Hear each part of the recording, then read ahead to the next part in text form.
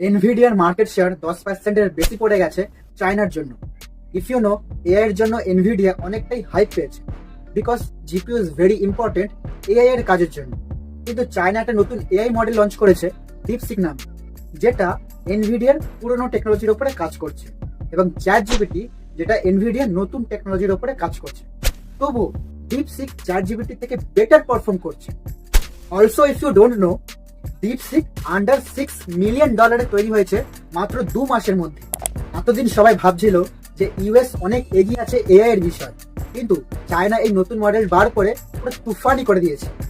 তুমি personally chat GPT বা DeepSeek use করেছো, তাহলে দেখবে চ্যাট জিপিটি যেটা পেড মডেলে দিচ্ছে, ডিপসিক সেটা ফ্রিতে দিচ্ছে। এই কারণে ইনভেস্টররা ভাবলো যে এত কম রিসোর্সে এত কিছু পাওয়া যাচ্ছে, তাহলে এনভিডিয়াকে একটু নিচে নামানো যাক। পার্সোনালি আমি দুটোই ইউজ করেছি।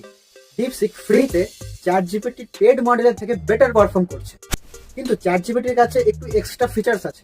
তুমি ওখানে ফটো আপলোড করতে পারবে, ভিডিও কল করতে পারবে, যেটা ডিপসিকের কাছে নেই।